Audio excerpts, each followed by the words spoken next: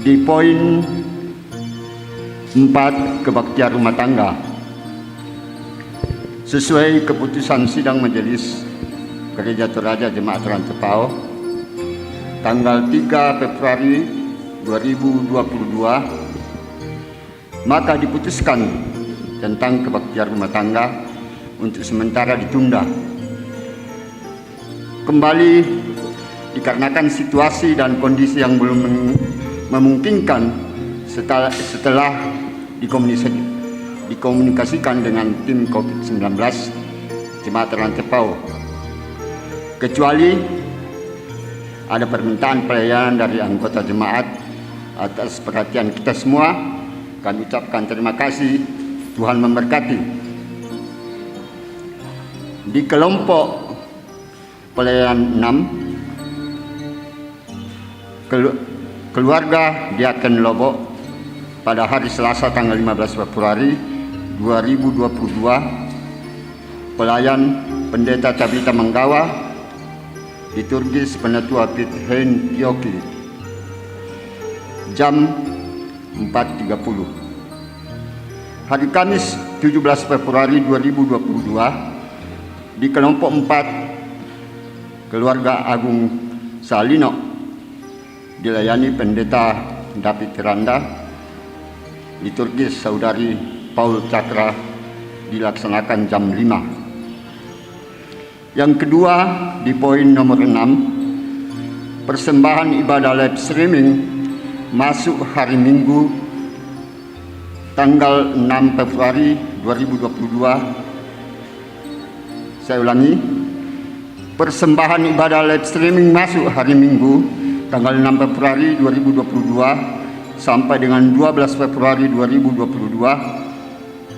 Terima kasih atas dukungan seluruh anggota jemaat, baik di dalam dan di luar jemaat, yang telah mendukung pelayanan Jemaat Rantepao melalui persembahan ibadah live streaming maupun doa. Persembahan Bapak, Ibu, Saudara-saudari telah ditransfer melalui rekening Bank Sulselbar, nomor rekening 111200000036001 atau BRI Cabang Rantepao, nomor rekening 02320101997753 atas nama Gereja Toraja Jemaat Rantepao, yaitu persembahan ibadah live streaming melalui rekening bank BPD Sulselbar Cabang Rantepao dari tanggal 6 Februari sampai dengan tanggal 7 Februari sebesar Rp1.525.000. Kedua, hasil penjualan kalender Jemaat Rantepao tahun 2022 yang sudah terrealisasi. Dari kelompok pelayanan 1, 14 eksemplar seharga 700.000. Kelompok pelayanan 3, 22 eksemplar seharga 1.100.000. Ketiga, kelompok pelayanan 4, 35 eksemplar sebanyak 1.760.000. Kelompok pelayanan 5, 45 eksemplar seharga Rp2.250.000. Kelompok pelayanan 7, 6 eksemplar seharga Rp350.000. Jumlah yang sudah masuk 122 eksemplar seharga Rp6.160.000. Poin 13, kegiatan pelayanan usia indah atau lansia Jemaat Rantepao. Kebaktian lansia dan posyandu lansia Jemaat Rantepao dilaksanakan pada hari Kamis 17 Februari 2022 pukul 9 sampai 10 WITA. Pelayan Pendeta David Randa STH. Para Bapak Ibu, para lansia Jemaat Rantepao untuk menghadiri persekutuan kebaktian tersebut di gedung pelayanan Jemaat Rantepao. Tuhan memberkati. Poin nomor 15, berita PWGT Jemaat Rantepao. Ibadah bulanan PWGT Jemaat Rantepao akan dilaksanakan pada hari Rabu 16 Februari 2022 pukul 16.30 WITA atau setengah 5 sore di Gedung Gereja Toraja Jemaat Rantepao. Pelayan dan liturgis PWGT kelompok 4, konsumsi PWGT kelompok 1 atas perhatian dan kehadiran seluruh anggota PWGT Jemaat Rantepao diucapkan terima kasih. Poin 16, kebaktian syukur keluarga. Dari kebaktian syukur keluarga Ibu Limbu Tandek di kelompok pelayanan 2 atas ulang tahun yang ke-77 dilaksanakan pada hari Senin 14 Februari 2022 pukul 14 WITA. Atas perhatian kehadiran Jemaat Rantepao diucapkan terima kasih. Poin 17, pelayanan pemberkatan Dika. Saudari Priska Martin Eskom dan Saudara Chan Karchun BSC pada hari Selasa tanggal 22 Februari 2022 pukul 9 WITA sampai selesai di Gedung Gereja Toraja Jemaat Rantepao. Resepsi pada hari yang sama pukul 12 WITA sampai selesai di Gedung Misliana Hotel. Mohon dukungan doa warga Jemaat Rantepao. Poin yang ke nomor 18, pelayanan baptisan kudus. Pelayanan baptisan kudus kepada Saudara Chan Karchun BSC akan dilaksanakan pada hari Minggu 20 Februari 2022 dalam kebaktian jam 11 WITA di Gedung Gereja Jemaat Rantepao. Mohon dukungan doa warga Jemaat Rantepao. Yang ke-19, pelajaran katekisasi akan dilaksanakan setiap hari Jumat dan Minggu pukul 3 WITA di Gedung Pelayanan Jemaat Rantepao. Dan informasi lainnya silakan Bapak Ibu dan saudara-saudari melihat di dalam warta jemaat. Selamat beribadah, Tuhan memberkati. Ada tambahan warta jemaat, ibadah penghiburan dalam rangka pemakaman almarhum Amos Bombongan atau nenek kakak atau orang tua dari Ibu Agustina Banne Limbong atau mertua dari Bapak Jumanto Bandaso, anggota Jemaat Rantepao kelompok pelayanan 7 di Mengkendek kilometer 5 akan dimulai pada hari Rabu 16 Februari 22 ibadah penghiburan. Hari Kamis 17 Februari ibadah penghiburan dilayani oleh Majelis Gereja Jemaat Rantepao. Hari Jumat 18 Februari ibadah penghiburan, dan 4 hari Sabtu 19 Februari 2022 pemindahan jenazah almarhum Amos Bombongan ke Sangala. Majelis Gereja dan warga Jemaat Rantepao menyatakan rasa duka yang dalam karena Tuhan tetap memberikan kekuatan dan penghiburan kepada segenap keluarga yang berduka.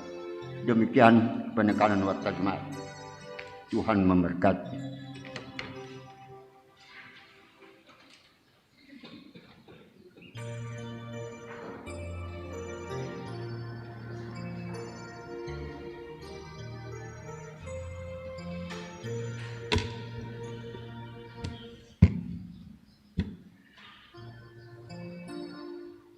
Ibu Bapak, saudara-saudari sidang jemaat yang kekasih dalam Yesus Kristus, baik kita yang diperkenankan hadir dalam bait Allah ini, juga bagi Bapak Ibu yang ada di rumah masing-masing atau berada di tempat-tempat lain yang sempat mengikuti ibadah ini.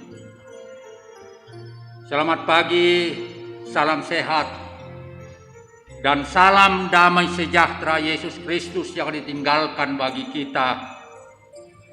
Bahkan damai sejahteranya sendiri yang Ia berikan kepada kita. Marilah kita siapkan hati menyambut firman Tuhan, menyembah hadirat-Nya saat ini. Terpujilah Allah Tritunggal yang selalu menyatakan kasih dan kemurahan-Nya dalam setiap perjalanan kehidupan kita sampai saat ini. Kita boleh ada dan menikmati persekutuan saat ini, itu semua karena kasih dan anugerah-Nya bagi kita semua. Olehnya itu, patutlah kita bersukacita mensyukuri segala perbuatan indah yang Tuhan nyatakan bagi kita. Bersyukurlah, sebab Tuhan itu baik. Berbahagialah, sebab Dialah jalan kebahagiaan. Mari berdiri dan dengan penuh sukacita kita naikkan syukur di hati yang mulia, di hari yang mulia ini. Bersyukurlah pada Tuhan, serukanlah namanya.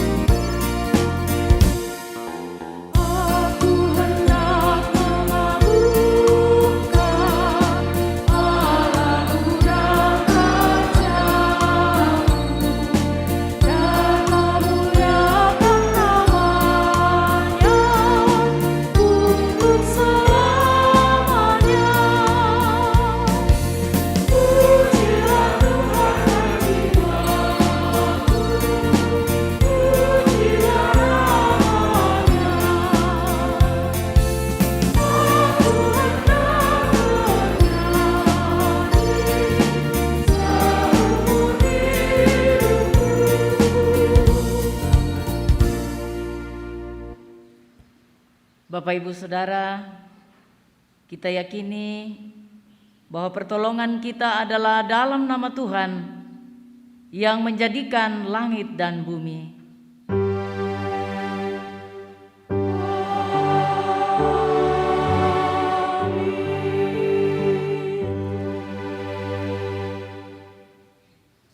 Salam bagi kamu sekalian. Kasih karunia dan damai sejahtera dari Allah Tritunggal menyertai saudara.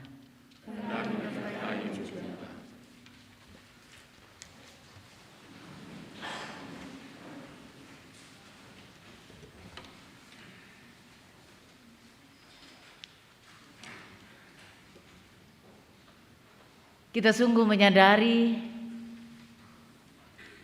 sesungguhnya siapa diri kita di hadapan Allah yang kudus. Bahwa ternyata kita bercelah, berdosa. Dalam kesadaran itulah membuat kita tiba pada suatu pengakuan, Tuhan, Engkau sungguh baik dalam kehidupan kami. Terlebih bahwa anugerah keselamatan telah kami terima. Engkau senantiasa memperdengarkan suara-Mu untuk memanggil kami dalam kesucian. Namun kami sadar bahwa kami cenderung mengikuti keinginan dan suara hati kami daripada suara Tuhan. Dalam kerendahan hati kami datang mengaku di hadapan-Mu. Ampunilah dan kasihanilah kami ya Tuhan. Hapuskanlah segala pelanggaran kami dan tuntunlah kami untuk hidup menurut kehendak-Mu. Kepada kamu sekalian yang tunduk dalam penyesalan, berita anugerah dari Allah dinyatakan kembali sebagaimana Ulangan 30 ayat 1 hingga ayat yang ketiga. Apabila engkau berbalik kepada Tuhan Allahmu dan mendengarkan suaranya sesuai dengan segala yang kuperintahkan kepadamu pada hari ini, baik engkau maupun anak-anakmu, dengan segenap hatimu dan dengan segenap jiwamu, maka Tuhan Allahmu akan memulihkan keadaanmu dan akan menyayangi engkau. Ia akan mengumpulkan engkau kembali dari segala bangsa kemana Tuhan Allahmu telah menyerahkan engkau. Kembali kita mendengarkan satu bagian firman Tuhan dalam Mazmur 1 ayat 1 hingga ayat yang kedua. Berbahagialah orang yang tidak berjalan menurut nasihat orang fasik, yang tidak berdiri di jalan orang berdosa, dan yang tidak duduk dalam kumpulan pencemooh. Tetapi yang kesukaannya ialah Taurat Tuhan, dan yang merenungkan Taurat itu siang dan malam. Mari kita bermazmur dari pasal 1 ayat 1 sampai 6. Mazmur pasal 1 ayat 1 sampai 6.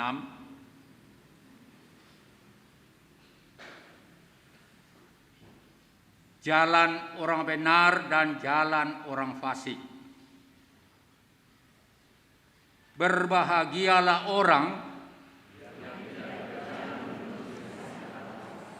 yang tidak berdiri di jalan orang berdosa,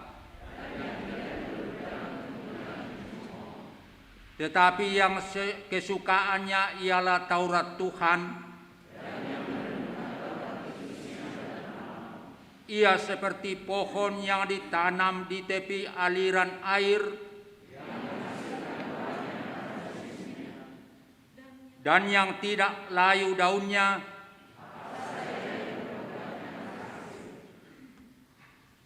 bukan demikian orang fasik. Sebab itu orang fasik tidak akan tahan dalam penghakiman. Sebab Tuhan mengenal jalan orang benar. Amin. Mazmur 1 ayat 1 dan 3, bahagialah yang di jalannya tak ikut orang fasik dunia. Tidak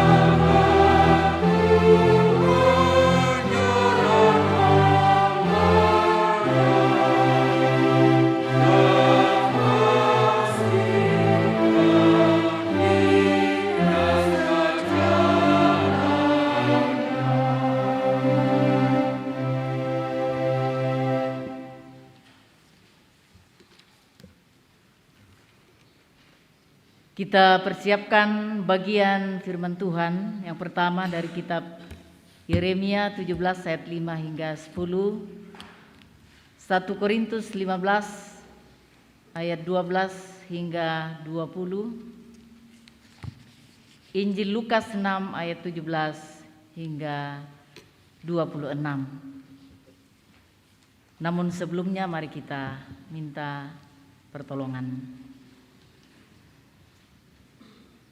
Ya Allah, Bapa kami yang ada di dalam sorga,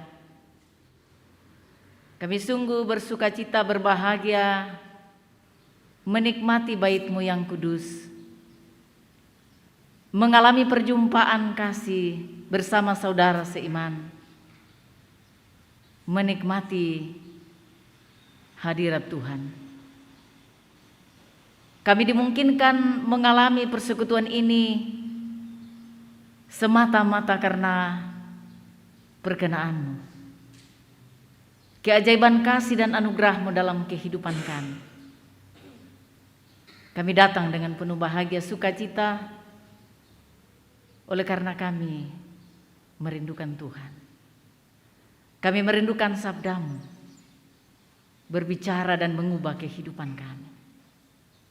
Oleh karena itu ya Allah Roh Kudus, terangilah hati dan pikiran kami. Dalam segala keterbatasan kami, terlebih hamba-Mu ini yang Engkau pakai adalah hamba yang rapuh dan terbatas adanya, untuk menyampaikan firman yang tiada terbatas, melampaui akal pikiran kami.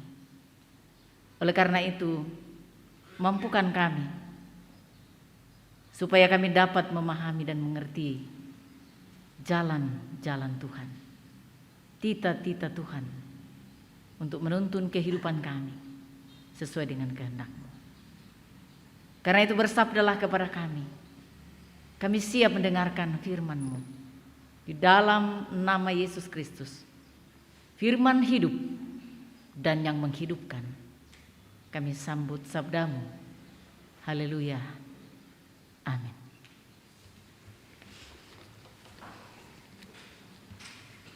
Yeremia 17 ayat 5 sampai dengan ayatnya yang ke-10. Firman Tuhan. Pergumulan nabi oleh karena bangsa yang berdosa.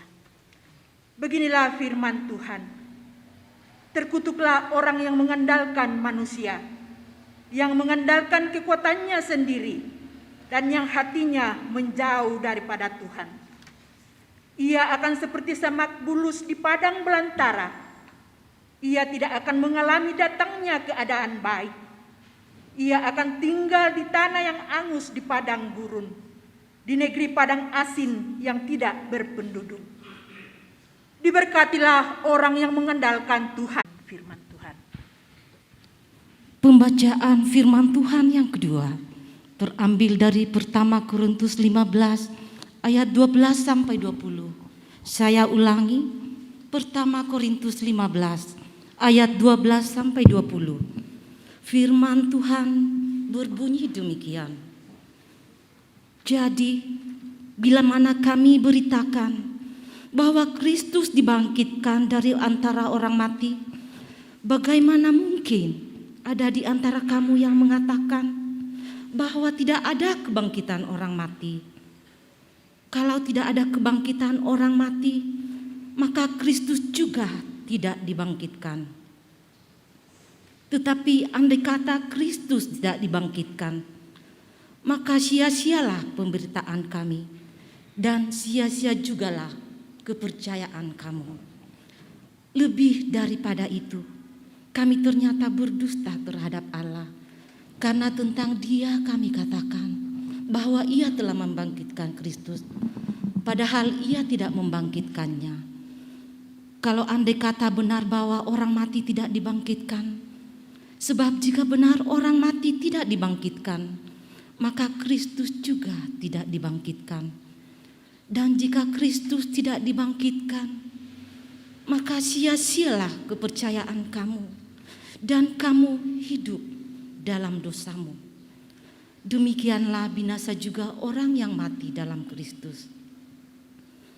Jikalau kita hanya dalam hidup ini saja menaruh pengharapan pada Kristus, maka kita adalah orang yang paling malang dari segala manusia. Tetapi yang benar ialah bahwa Kristus telah dibangkitkan dari antara orang mati sebagai yang sulung dari orang-orang yang telah meninggal. Amin.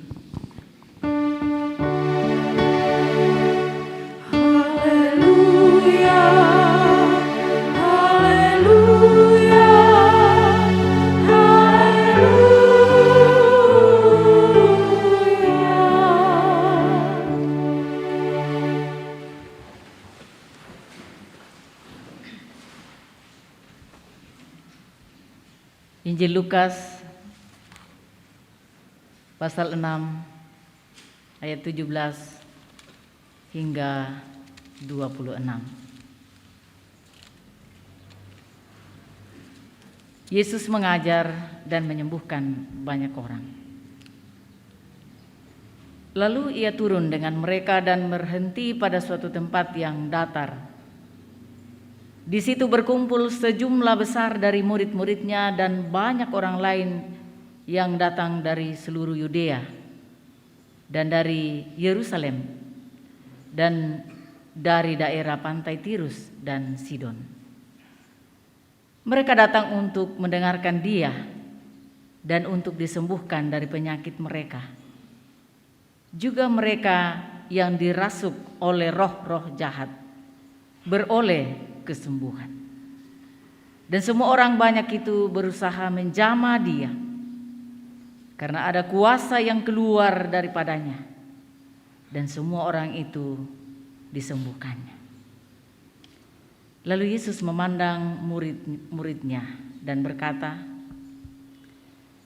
"Berbahagialah hai kamu yang miskin, karena kamulah yang empunya kerajaan Allah. Berbahagialah hai kamu yang sekarang ini lapar, karena kamu akan dipuaskan. Berbahagialah hai kamu yang sekarang ini menangis, karena kamu akan tertawa. Berbahagialah kamu jika karena Anak Manusia orang membenci kamu, dan jika mereka mengucilkan kamu dan mencela kamu serta menolak namamu sebagai sesuatu yang jahat. Bersukacitalah pada waktu itu dan bergembiralah, sebab sesungguhnya upahmu besar di sorga." Suatu tema atau kita dituntun suatu tema, jalan kebahagiaan, lalan kamauparan. Bapak Ibu Saudara yang saya kasihi dalam Tuhan, pada dasarnya semua orang ingin bahagia. Semua bahagia? Amin.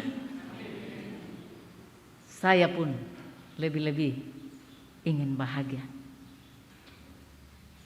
Karena itu menjadi sebuah kebutuhan fundamental dalam kehidupan kita. Tidak ada orang yang ingin hidupnya galau. Ada yang galau di sini? Ada yang hidupnya kacau balau? Adakah yang sedih di sini? Ada? Katakanlah yang sejujurnya kepada Tuhan.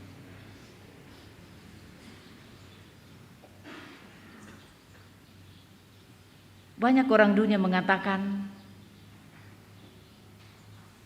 bahagia jadi milik kita jika kita sudah punya harta kekayaan yang banyak.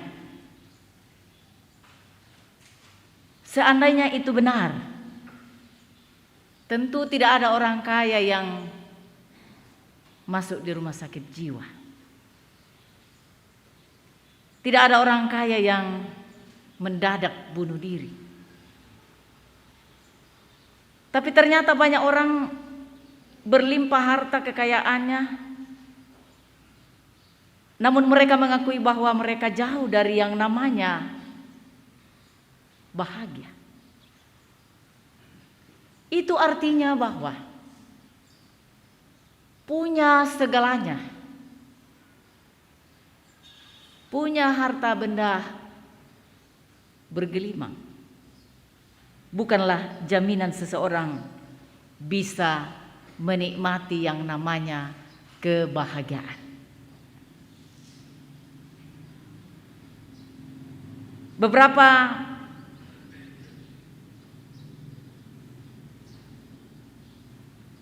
hal yang kita pernah dengar berita, ya saya sempat baca di berita liputan 6, ada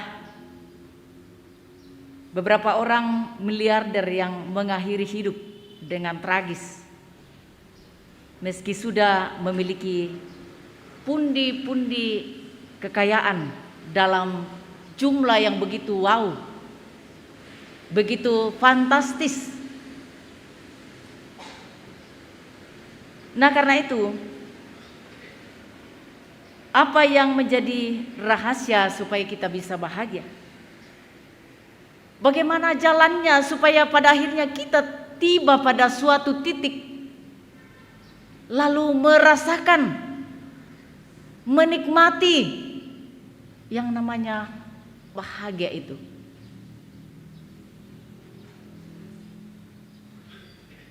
Kalau kita perhatikan dengan seksama tadi pada bacaan Mazmur ya, yang kita baca tadi, Mazmur 1 ayat 1 sampai ayat yang ke-6. Luar biasa. Kalau kita hidup mengikuti tita-tita Tuhan, merenungkan firman Tuhan siang dan malam,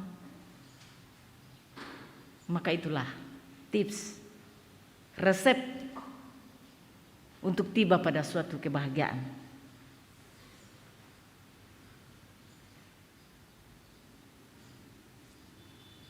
Dalam Yeremia tadi kita bandingkan bahwa berbahagia bila warisannya terjamin, tidak terhilang. Kita berbahagia ketika kita memiliki suatu kepastian tentang bagaimana titik akhir dari kehidupan ini, atau sesudah kematian di dalam dunia ini, apa titik akhirnya. Dan kepastian itu hanya ada sebagaimana yang digambarkan dalam Korintus tadi.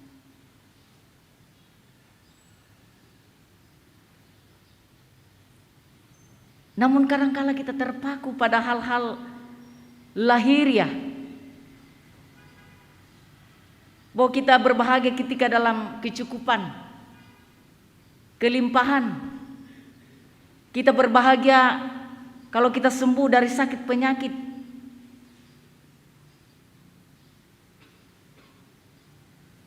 Tetapi sesungguhnya semua orang menghendaki dalam kehidupannya kita mengalami kebahagiaan, baik di dalam dunia ini.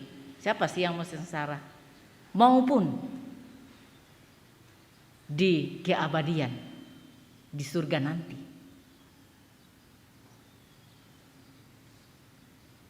Pertanyaannya, siapa yang mengenal jalan saudara dan saya? Siapa yang mengenal perbuatan kita, tindakan kita, pikiran kita? Kalau kita manusia sangat terbatas. Bahasa klise yang sering kita dengar dan benar, dalamnya laut dapat diduga, dalamnya hati. Siapa yang tahu? Saya melihat Bapak Ibu Saudara, apalagi pakai masker, sangat terbatas. Kisitamu kita tahu, muinam belu iki mendelan tiroy. Tuh, ada masker menutup. Terbatas kita mengetahui bagaimana kondisi yang sebenarnya dialami, perasaan yang sebenarnya, pikiran, jalan pikiran seseorang bagaimana sebenarnya. Kita manusia hanya melihat secara kasat, tetapi Tuhan melihat hati. Ya, sehingga ada Seorang pengkhotbah pernah ngomong di mimbar, mengatakan bahwa ya segala keberadaan kita harus perhatikan. Datang di gereja pun dalam berpakaian, ya secara manusiawi itu perlu kita perhatikan. Jangan sampai, ya sudahlah kalau perempuan, kalau laki-laki pengkhotbahnya, lalu seorang perempuan duduk di depan memakai baju yang tidak cukup kain. Ya, pendeta itu akan bisa saja terganggu. Ya, itu manusiawi dan normal. Jangan mengatakan, tidak usah lihat yang penampilan-penampilan begitu. Yang penting Tuhan melihat hati. Iya, benar. Tuhan melihat hati Bapak Ibu Saudara datang beribadah. Tapi pendeta ini bisa jatuh dalam dosa kalau melihat roh yang sudah melewati lutut. Ya kan? Atau ada model baju yang sudah tidak ada lengan ke bawah, tapi di sininya tidak ada. Ya mohon maaf tapi puji Tuhan dalam ibadah ini tidak ada yang begitu ya. Syukur-syukur ya. Tapi misalnya napake mi baju itu terganggu cowok di sampingnya. Belum lagi kalau bau terganggu lagi. Mau dengar firman Tuhan, wah susi miate Pak. Syukur sekarang tidak terlalu kentara itu karena sudah pakai masker. Jadi segala totalitas diri kita harus ukur dari sejauh mana kita menikmati kasih yang sebenarnya dalam hubungan vertikal dan horizontal. Itu tidak bisa dipisahkan. Bagaimana kita mengatakan saya sungguh merenungkan firman Tuhan, mengasihi Tuhan, sementara dalam hubungan kita dengan sesama tidak beres. Allah mengenal jalan hidup setiap orang. Dan orang yang akan menikmati suatu kebahagiaan itu akan diberikan oleh Tuhan dengan sendirinya. Apabila hidupnya berjalan dan tertanam dalam kebenaran. Tetapi juga akan mengalami kebinasaan bagi yang hidup dalam kefasikan.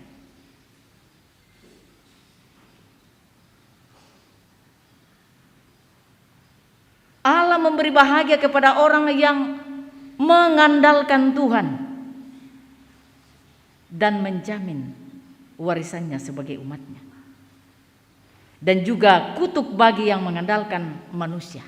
Dalam Yeremia pembacaan kita tadi. Allah memberi bahagia dan kepastian akan kehidupan yang kekal di dalam Yesus Kristus. Sebagaimana yang digambarkan dalam Korintus tadi. Yang hatinya benar-benar teguh dan percaya pada Kristus, bukan pada apa yang ada di dalam dunia ini.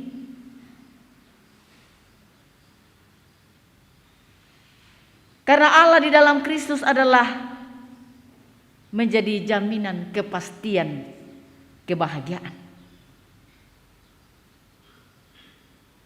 Itu pasti. Tidak berarti bahwa ya apa-apa bang mau dipugau. Tanpa berusaha pun Tuhan sudah menjamin keselamatan itu. Jangan salah. Firman Tuhan mengajarkan kita untuk belajar kepada semut. Jangan jadi orang pemalas. Allah saja bekerja, apalagi kita manusia. Allah tidak pernah berhenti, matanya tidak pernah terlelap. Dialah penjaga Israel, dialah penjaga kita sepanjang kehidupan ini.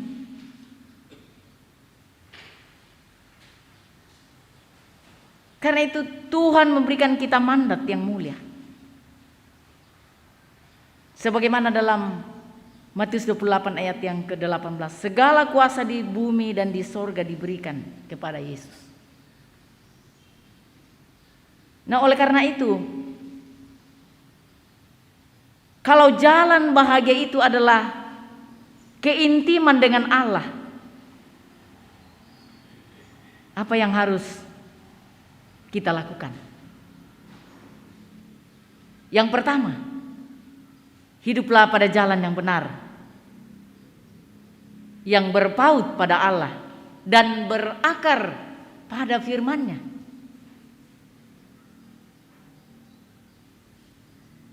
Kalau kita tidak berakar di dalam firman Tuhan, pasti kita akan mudah terombang-ambing oleh arus dunia.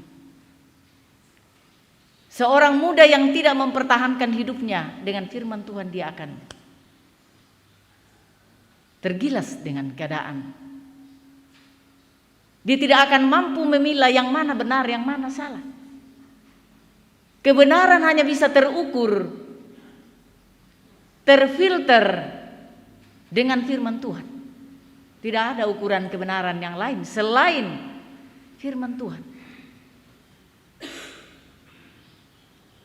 Setinggi-tingginya ilmu pengetahuan, tidak ada yang menandingi firman Tuhan. Karena itu, untuk hidup berkenan, untuk hidup bahagia, hiduplah di dalam firman-Nya.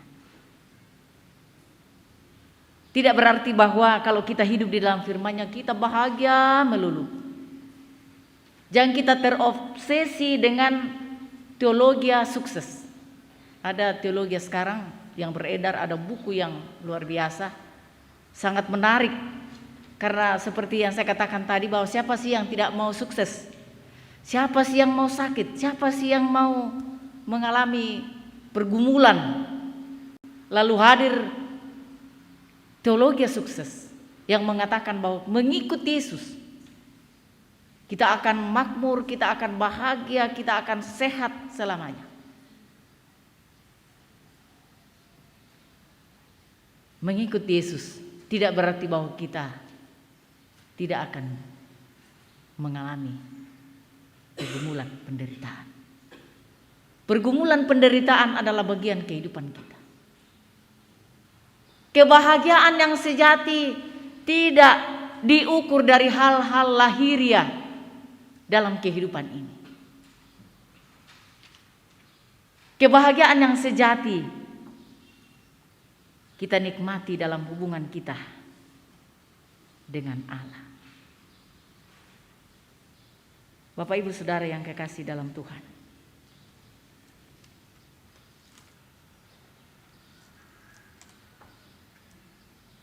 kalau kita merenungkan bagian firman Tuhan ini sungguh dalam, dan kalau kita jauh dari Tuhan, hidup tidak mengandalkan Tuhan, maka menjadi sebuah kutukan dalam kehidupan ini. Sebagaimana Yeremia katakan. Oleh karena itu, hiduplah senantiasa mengandalkan Tuhan, bukan pada kekuatan manusia, bukan pada hal-hal lahiriah.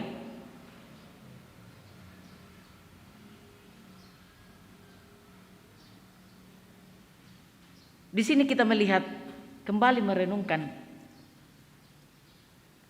bahwa hidup dalam firman, memiliki Yesus,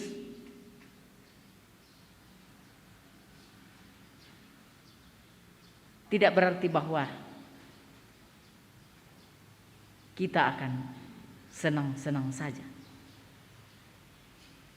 Hidup di dalam Tuhan membuat kita atau disadarkan oleh dosa kita untuk kita tinggalkan, untuk keluar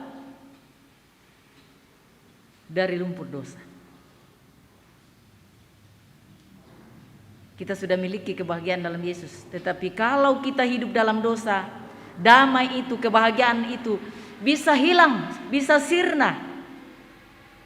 Damai itu tidak kita miliki lagi apabila kita hidup berkanjang di dalam dosa.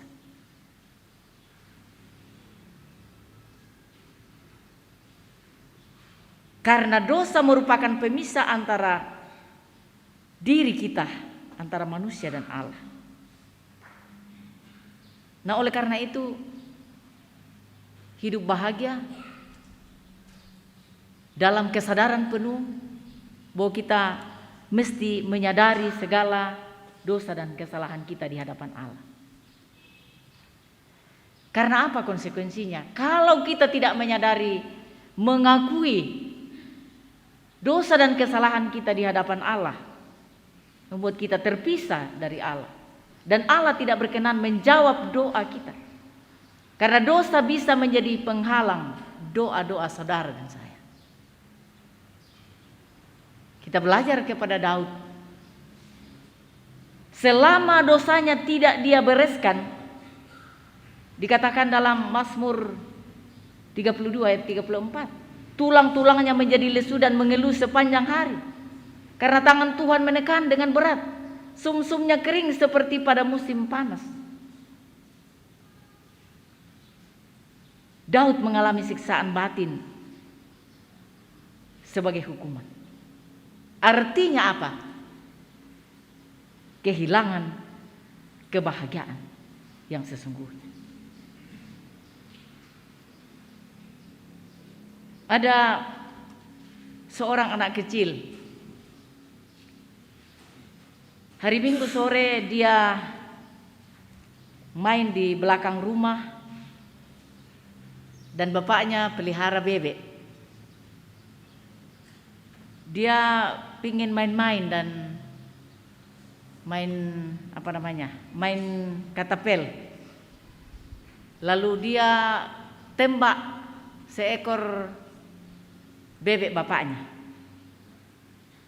Lalu mati karena takutnya dia buang ke sungai.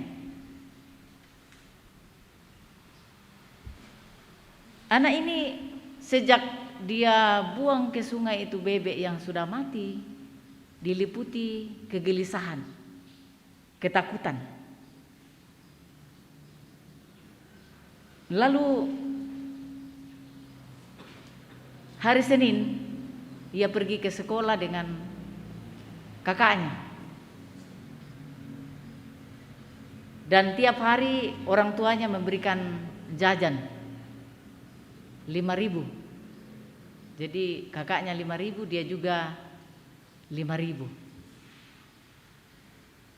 Nah, setelah mereka jajan di sekolah, lalu kakaknya mengatakan, bawa sini tuh uang 5.000. Kenapa? Saya juga mau pakai belanja. Enggak, bawa sini. Kalau tidak kau bawa sini, saya lapor sama bapak nanti. Karena kau yang kasih mati bebeknya bapak dan kau sudah buang. Terpaksa ini anak mengalah dan dia menyerahkan uang jajan 5.000 itu ke kakaknya. Dan itu berulang sampai pada hari Sabtu. Terakhir anak ini jadi kesal karena selalu dihantui rasa bersalah. Double lagi kegelisahannya karena dia tidak bisa jajan lagi. Kemudian pada hari Sabtu sore dia datang ke bapaknya. Pak, saya mohon maaf, saya mohon ampun. Kenapa nak? Karena saya sudah bunuh bebeknya bapak itu hari. Lalu saya buang ke sungai. Waktu itu saya lihat sendiri kau bunuh itu bebekku. Saya lihat, tapi saya tunggu kau. Kapan kau datang mengaku sama saya?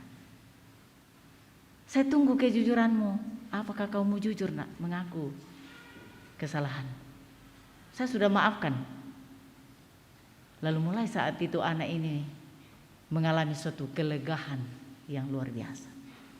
Dia bisa menikmati jajan. Dia juga tidak terbelenggu lagi dengan kesalahannya yang selalu menghantuinya sepanjang 1 minggu itu. Nah, begitulah kehidupan kita sesungguhnya di hadapan Allah. Kadang-kala kita bersembunyi dengan kesalahan, dengan dosa-dosa kita, seakan tidak ada yang lihat. Mau tunggu apa lagi? Kita datang kepada Tuhan. Kita tidak akan ditolaknya. Kita akan dituntunnya. Karena itu jalan yang mesti kita tempuh adalah mengaku dosa kita untuk tiba pada satu titik pengakuan. Dan tentu kita akan dipulihkan. Kita akan menikmati kebahagiaan yang luar biasa.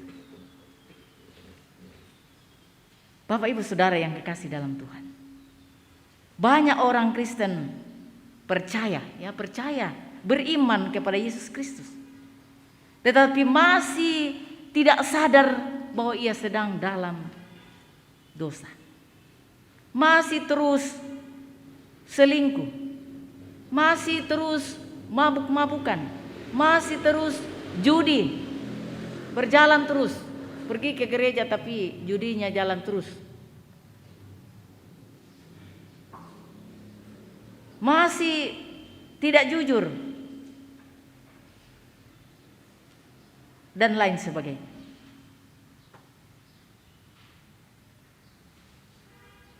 Siapa yang tahu persis siapa diri saudara dan saya? Kita sendiri yang merasakan bahwa saya pernah melakukan ini dan itu dengan tekun membaca firman Tuhan. Dan firman Tuhan saat ini memanggil kita untuk kembali ke jalan yang benar. Insaf, sadar, bertobat, membereskan segala dosa kita di hadapan Allah. Supaya benar-benar damai, kebahagiaan menjadi bagian kehidupan kita. Percaya bahwa kerohanian jadi macet kalau tidak kita membereskan dosa kita. Ada seorang mengungkapkan bahwa kalau kita cinta pada firman, maka cinta dosa akan semakin menurun dan kiranya semakin menghilang. Tapi kalau berbuat dosa, kegemaran pada firman pasti turun. Firman Tuhan saat ini bagaikan menu dalam berbagai bentuknya. Kita miramasoro membahas Alkitab, kita miramasoro undanungan kadana pematua. Dalam bentuk audio, dalam bentuk film, dalam bentuk ya macam-macam sekarang. Biasa tang diupu umbasai dari pagi masuk di HP kita sampai malam masih ada yang share firman Tuhan. Belum lagi Alkitab secara apa? Manual. Jarang-jarang mau dipakai tuh Alkitab manual le. Karena yang sering kita bawa kemana-mana adalah gadget kita. Dan sialan HP Android kita toh ada yang aplikasi Alkitab itu. Jangan-jangan biar aplikasi Alkitab tidak ada di dalam. Itu penting karena terus terang itu lebih mudah kita lihat. Mungkin juga HP kita lebih sering kita elus daripada suami kita, daripada istri kita. Lebih banyak kita pegang ini daripada peluk-peluk anak-anak kita atau cucu kita di rumah. Mulai dari sekarang. Ya memang sih ini sumber informasi yang mana kita mesti memilah, mana baik, mana salah, mana tidak benar, mana yang ya tergantung pemakainya. Mau baik ya kita contohlah yang baik, lihat yang baik, ikuti yang baik. Mau jahat ada juga, semua ada di dalam. Kembali kepada pribadi kita masing-masing. Bapak Ibu Saudara, kita belajar ke dalam Alkitab. Back to the Bible. Luar biasa tokoh-tokoh Alkitab menggambarkan. Mereka luar biasa bertobat. Dari Saulus menjadi Paulus. Dari seorang penganiaya Kristus, membunuh orang-orang yang percaya kepada Kristus, pada akhirnya menjadi orang yang luar biasa dalam pengakuan imannya, bahwa bagiku hidup adalah Kristus dan mati adalah keuntungan. Adapun hidupku ini bukannya aku lagi, melainkan Kristus yang hidup dalam aku dan aku di dalam Dia. Itulah yang digambarkan dalam Korintus tadi. Sudah ada jaminan bagi kita. Kalau sudah ada jaminan, ngapain kita ragu-ragu menjalani hidup ini? Ngapain kita terlalu terpaku kepada keadaan dunia ini?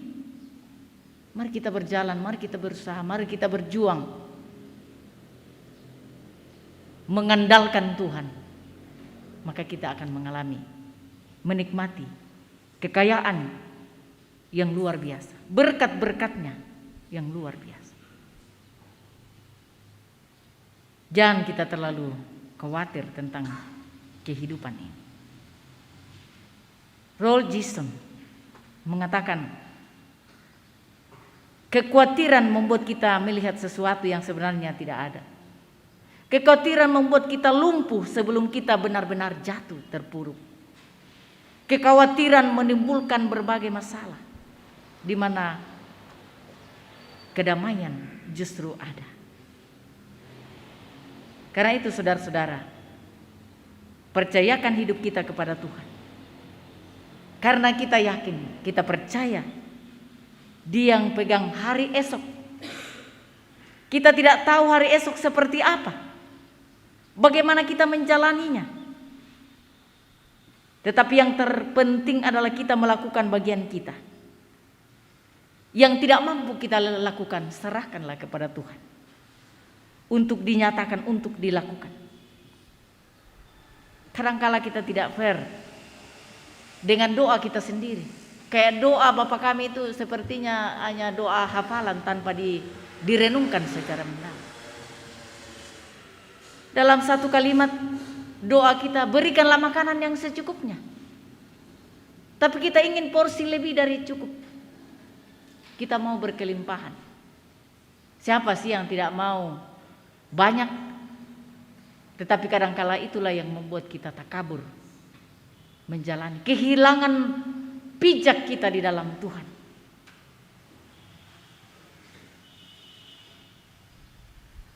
Kita sudah memahami bahwa sedangkan burung di udara tidak menanam dan tidak menabur, dipelihara Tuhan. Bukan berarti burung tidak ngapa-ngapain.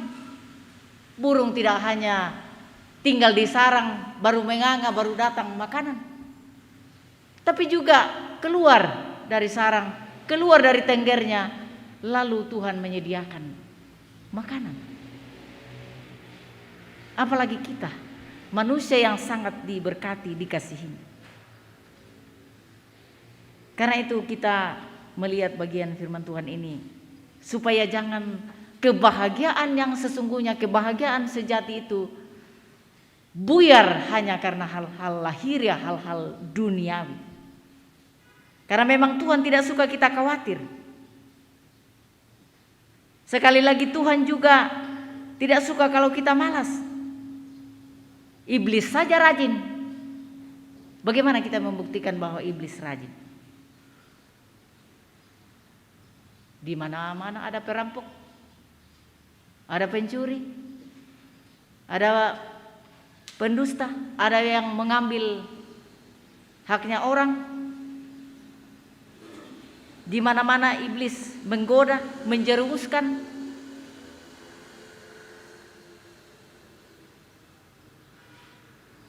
Jangan sampai kita tidak mirip Tuhan, juga tidak mirip setan.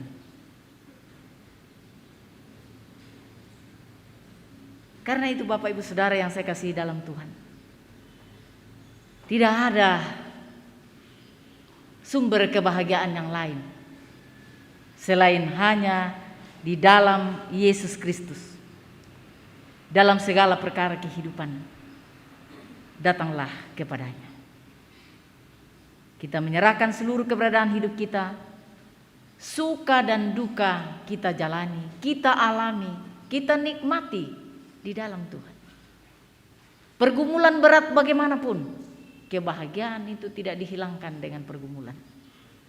Karena kebahagiaan yang sejati kita alami, kita terima hanya di dalam nama Yesus Kristus.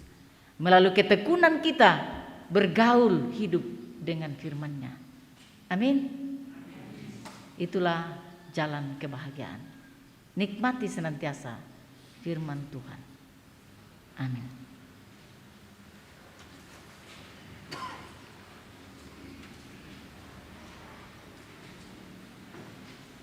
Dalam saat teduh, kita sungguh merenungkan kehidupan kita, bahwa begitu banyak tawaran kebahagiaan di dalam dunia ini. Semua adalah semu dan sementara adanya. Tetapi kebahagiaan sejati hanya bersumber dari firman Allah di dalam Yesus Kristus yang memberikan kita kebahagiaan yang sesungguhnya. Raihlah itu dan nikmatilah itu, menjadi jaminan kehidupan kita, baik di dalam dunia ini maupun di dalam keabadian di sorga mulia.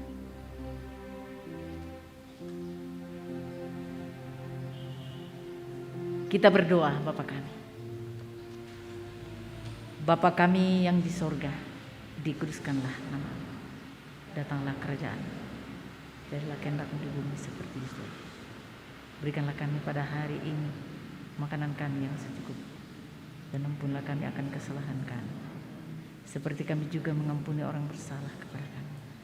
Dan janganlah membawa kami ke dalam pencobaan, tapi lepaskan kami daripada yang jahat. Karena Engkau yang punya kerajaan dan kuasa dan kemuliaan sampai selama-lamanya. Amin.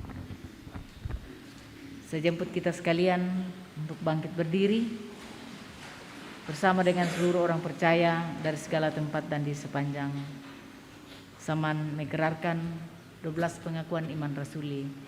Demikian. Aku percaya kepada Allah Bapa yang Maha Kuasa, Halik langit dan bumi, dan kepada Yesus Kristus, Anak yang tunggal Tuhan kita, yang dikandung daripada Roh Kudus, lahir dari anak darah Maria, yang menderita di bawah pemerintahan Pontius Pilatus, disalibkan, mati dan dikuburkan, turun ke dalam kerajaan Allah. Pada hari yang ketiga, bangkit pula dari antara orang mati, naik ke surga, duduk di sebelah kanan Allah, Bapa yang Maha Kuasa, dan akan datang dari sana untuk menghakimi orang yang hidup dan yang mati. Aku percaya kepada Roh Kudus, gereja yang kudus dan penuh, persekutuan orang kudus, pengampunan dosa, kebangkitan daging, dan hidup yang kekal. Amin.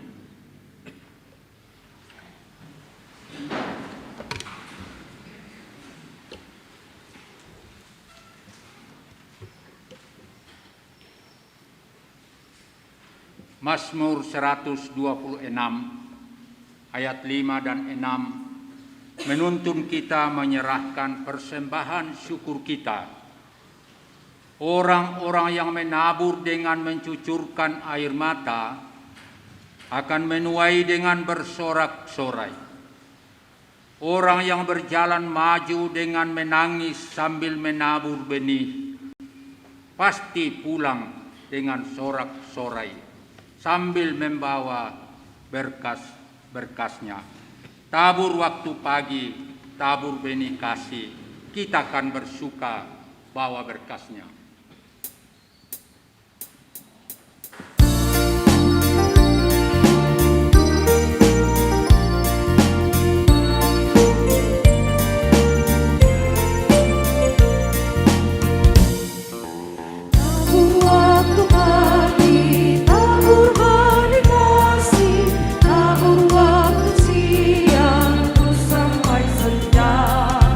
Nantikan tuai yang pada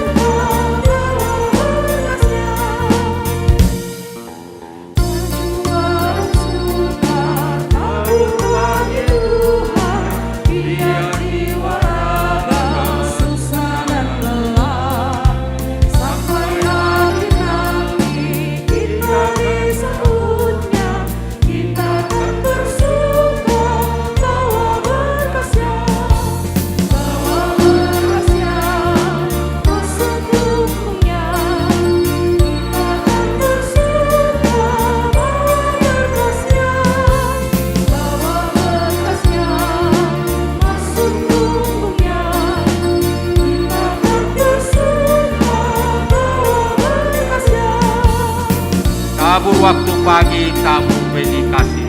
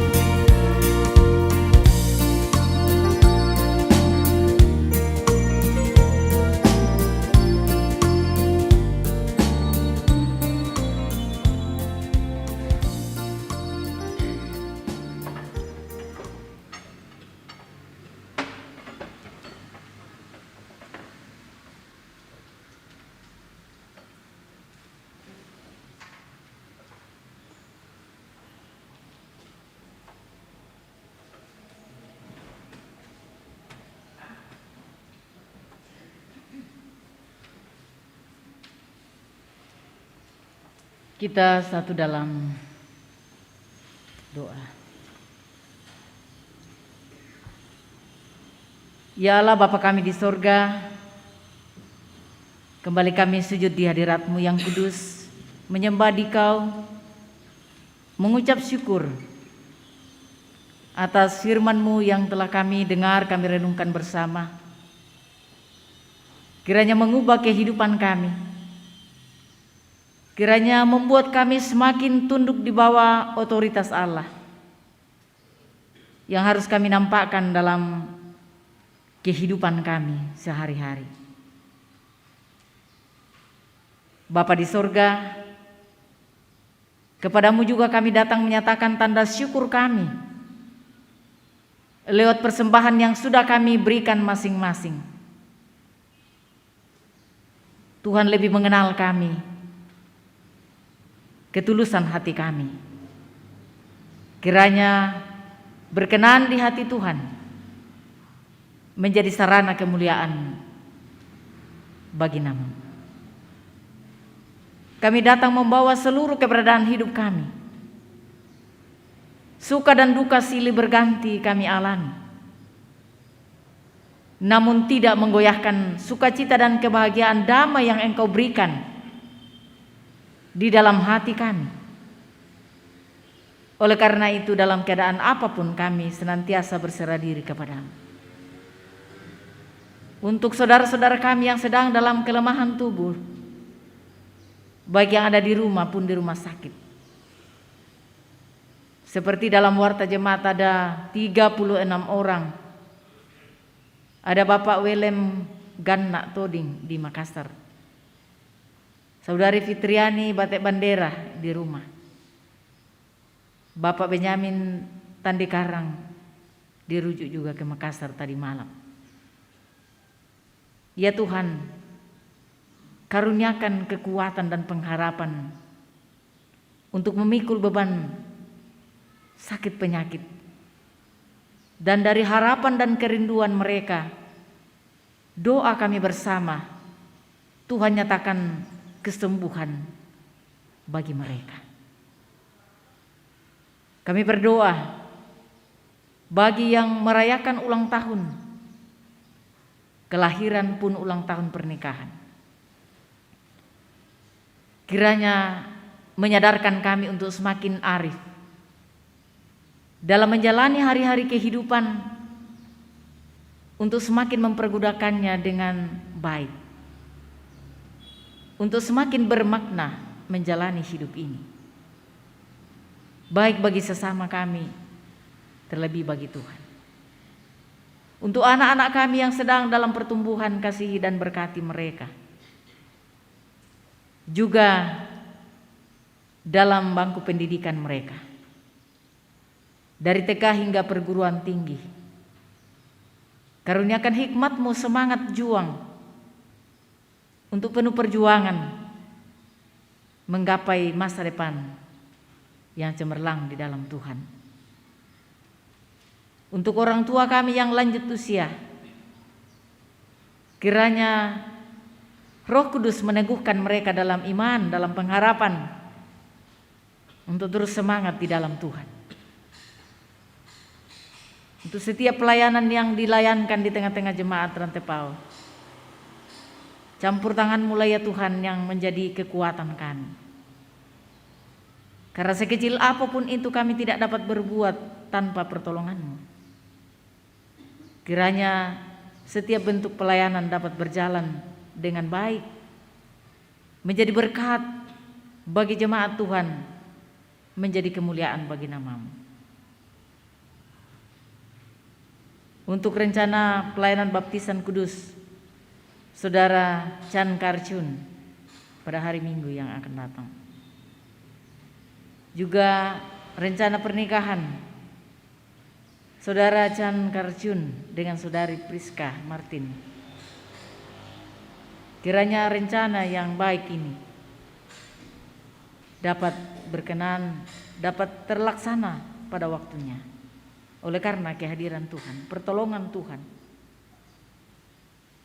Untuk setiap perjuangan anak-anak Tuhan, usaha dan pekerjaan segenap anggota jemaat, ya Tuhan, Engkau kiranya berkenan memberkati setiap perjuangan usaha yang berkenan di hati Tuhan. Kiranya dalam setiap usaha dan pekerjaan itu mendatangkan sukacita berkat untuk kami pakai melanjutkan hidup ini di tengah-tengah dunia ini. Terlebih kami pakai senantiasa memuliakan Tuhan.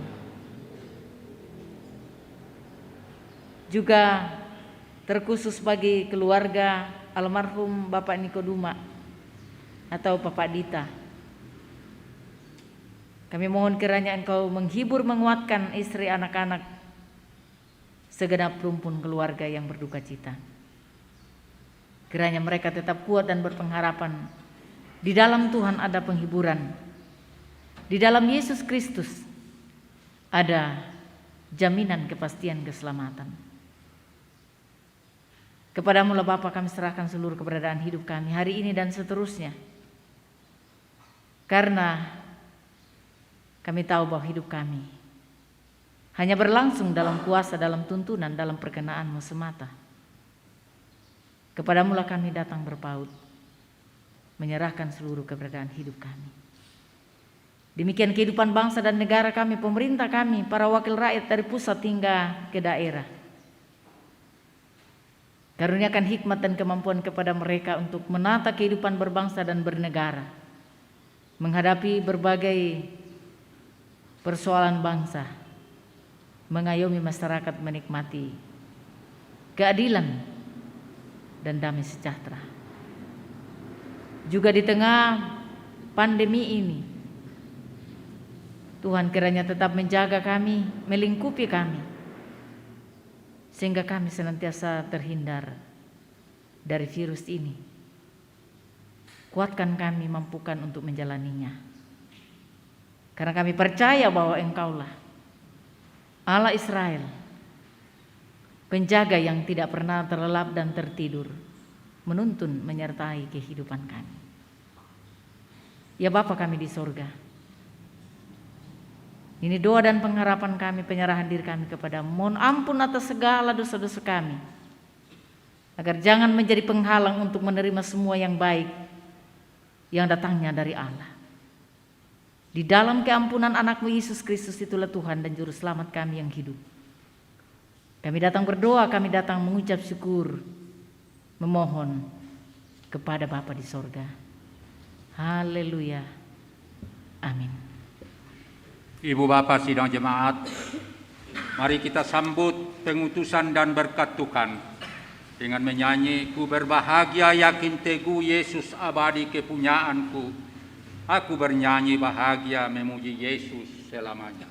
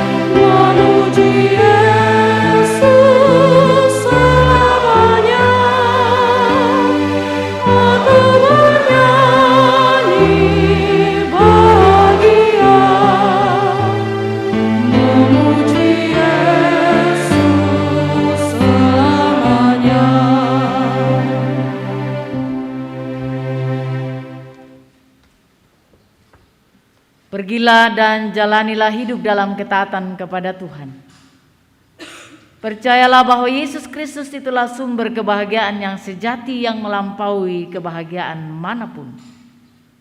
Arahkan hati dan hidupmu kepada Allah, sumber berkat dan perlindungan, dan terimalah berkat Tuhan itu. Tuhan memberkati engkau dan melindungi engkau. Tuhan menyinari engkau dengan wajah-Nya dan memberi engkau kasih karunia.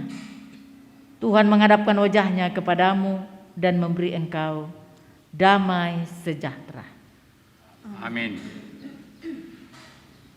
Kita bersyukur kepada Allah Tritunggal yang memperkenankan kita menghadap hadirat-Nya dalam persekutuan ibadah ini.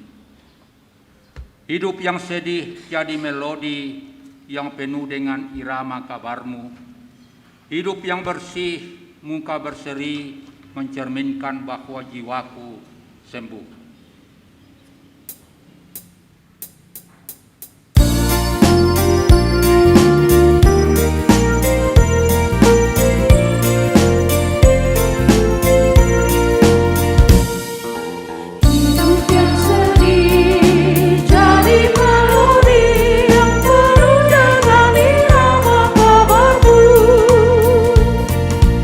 Yesus kau beri isi melodi